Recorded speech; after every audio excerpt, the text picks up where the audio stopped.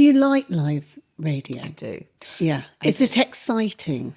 Yes, and there's a dynamism. I also like being in touch with listeners. So I like seeing text messages come in. I like seeing what people are thinking. What would you say was one of your most memorable, best interviews?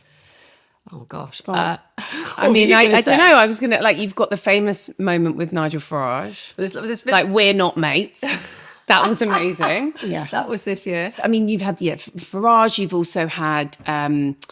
Why are you lying? Why are you lying? There was like, which one was that?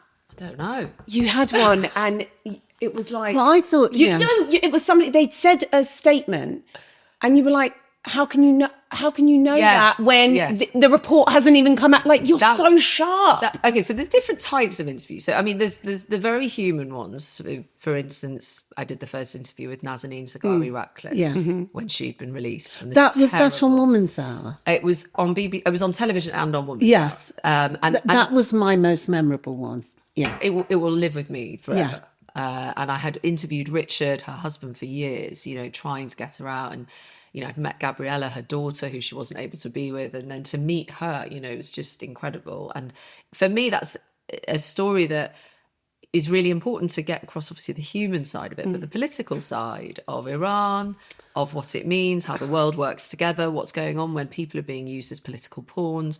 And then, there was a major moment in that story as well where she admitted that, or not admitted, she shared that the British side had overseen her signing a forced confession as she left Iran, and her mum and dad are still in Iran. And that's an extraordinary insight for us as people, as citizens, as taxpayers, to know what goes on when you get people out. At the beginning of the year, I interviewed Caroline Darian, who is the daughter of Giselle and Dominique. Oh yeah, Penko, I heard that as well. Who, that was on television and also for the Today programme. So I think it's quite interesting when you do longer things for radio, because it's very intimate, as you know, podcast and audio. But, she believes her father, it was the biggest rape trial in French history. She believes her father abused her. So and then also her mother's become this feminist icon, this grandmother who's just said shame should change sides. So those sorts of interviews you don't forget, because you're sitting in a room with someone who's been through things that, we need to bear witness to, through to Kate Bush, just having Kate Bush come on. Sure. Who haven't Can I say a fun one? Yeah, of course you can. We know who we'd like to have on the podcast that we will hope to achieve one day. Who would you love to interview?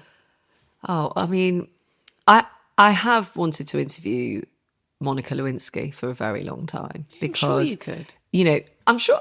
You say I'm sure. You've got to find get the right her on the podcast. You've got to find the right moment. You've got to find the right. But just because I think her TED talk on shame was incredible, and I think the way women are portrayed and the way we hold ourselves and the way we view other women and all of that, she speaks to so many of those themes and issues that I've been very interested in throughout my career. But the person you were thinking of before, because I never like leaving something dangling, if you have other types of interviews, which are my political interviews, and there have been some moments which people remember quite clearly.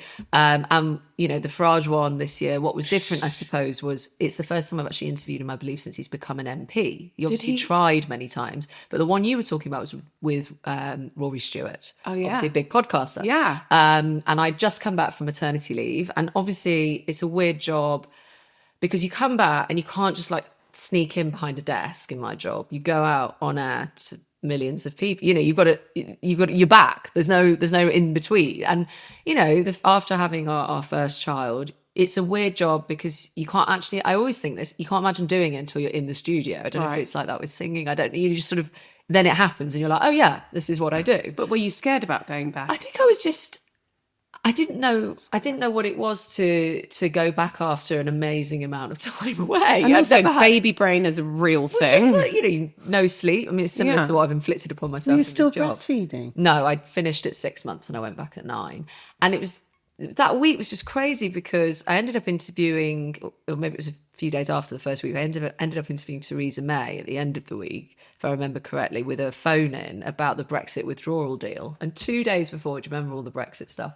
A minister was put up to defend this deal. She just put out this draft.